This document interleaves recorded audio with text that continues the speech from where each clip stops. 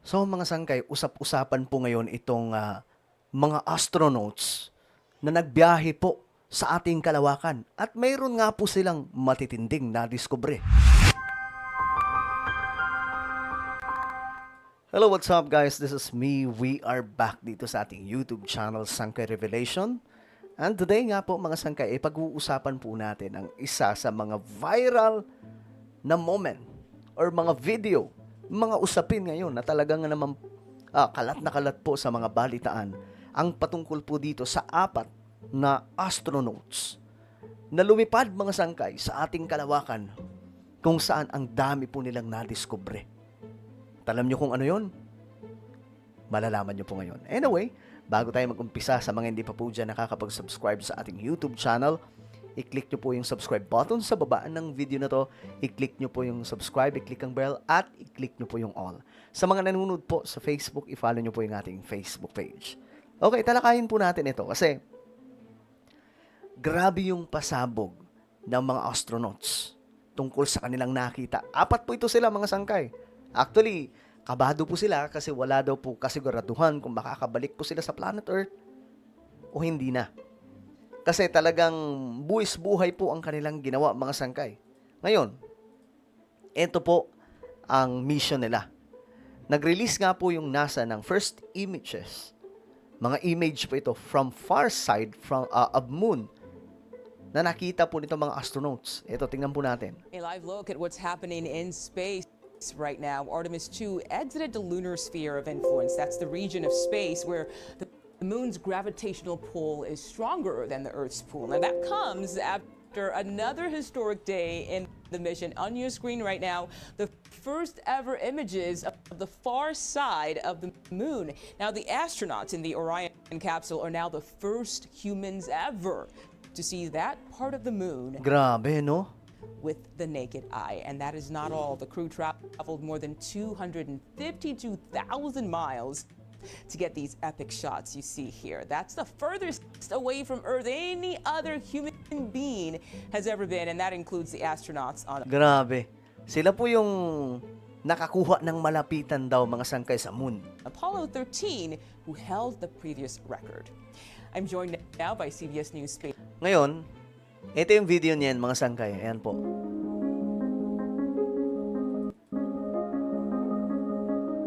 Grabe, no? Ito yung Earth. Ito yung Moon. Mga sangkay. Andito po sila banda. So, nakikita po ninyo ito mga sangkay. Ito po yung Earth na parang nakahang lang daw po mga sangkay sa po yung pagdating nila mga sangkay dito sa ating Still on mundo. drugs. Ayan. Ito yung pagbaba nila. Ayun. Sila po yan, mga sangkay. Bumagsak sila sa Main chute dagat. deploy. We're at 5,000 feet. Hindi pa nakakalapag sa dagat. Nasa Search and recovery 5,000 beacon has feet been pa po. activated on integrity. Eto na.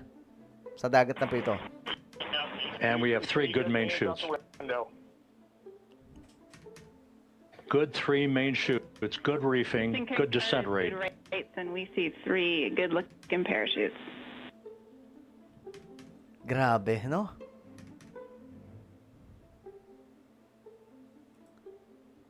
At eto na. Ito yung pagbagsak mga sangkay. Tingnan po natin. Ayun. So, ito na yung bumagsak sila. Ayan po. Chutes, then the drogue chutes. Tingnan natin yung paglabas. Here with NASA Administrator Jared Isaacman. Into 2 hovering Navy Ayan. helicopters, 2 So, nasa loob po sila mga sangkay itong apat na astronauts. Front porch Then, for the crew to get out of Orion. eto na yung kinuha na po sila. The reason why they had to Grabe. get out Alam so nyo, early kinikilabutan was ako nung napanood ko to mga just to sangkay stage nakaraan. everything. Ayan, eto na. Lalabas na po sila. ring overhead will begin shortly. Houston, as well as engineering and folks So, ito po yung pagdating nila mga sangkay. Tingnan po natin. Yan. It's been on the ship saying, "Welcome home, integrity." At what we were Ayan able po sila, to mga sangkay. accomplish today.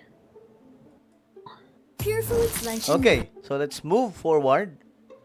Ngayon, ito po yung nasa space sila mga sangkay. Pakinggan po ninyo. I think these observances are important, and as we are so far from Earth and looking back at, the beauty of creation, I think for me, one of the really important personal perspectives that I have up here is I can really see Earth as one thing. And, when I read the Bible and When I read the Bible, mga sangkay, nung binasa daw po niya yung Biblia, and I look at all the amazing things.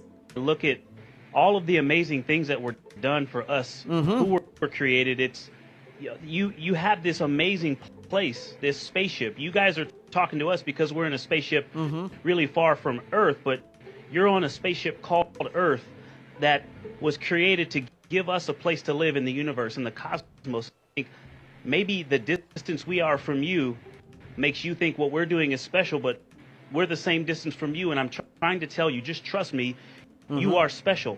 You are special. Sinabi rin po yan sa Biblia. All of the things that God created in the universe para daw po sa taong mga sangkay. That's how special we are in God's sight. In all of this emptiness, this is a whole bunch of nothing, this thing we call the universe. You have this oasis, this beautiful place that we get to exist together.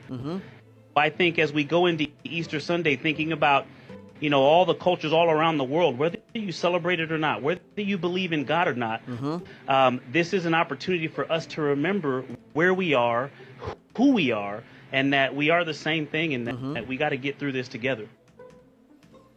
So, grabe yung message ng mga sangkay. At eto pa yung isa niyang message nung nakalapag na po sila sa Earth. I have not processed what we just did, and I'm afraid to start even trying. When this started on April 3rd, I wanted to thank God in Grabe. public, Gusto daw po niyang pasalamatan ng Diyos in public. and I want to thank God again. Because even bigger than my challenge trying to describe what we went through, Grabe. Kasi nakita niya yung creation ng Diyos eh. Grabe. Sobrang namangha po siya. Kaya ganyan po yung kanyang reaction. Iiyak siya mga sangkay. Kasi na-witness niya kung paano dinesign ng Diyos ang buong universe. the gratitude of seeing what we saw, doing what we did, and being with who I was with,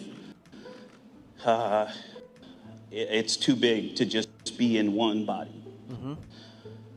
And I wanted to thank our families for everything that he just said. So great words, great words, great words. At alam niyo yung sinasabi ng Bible, mga sangkay? Sabi ng Bible, sa Colossians chapter 1, sapagkat sa pamamagitan niya ay nilikha ang lahat ng nasa langit at nasa lupa, nakikita man o hindi, pati ang mga espiritual na kapangyarihan, paghahari, pamamahala at pamumuno.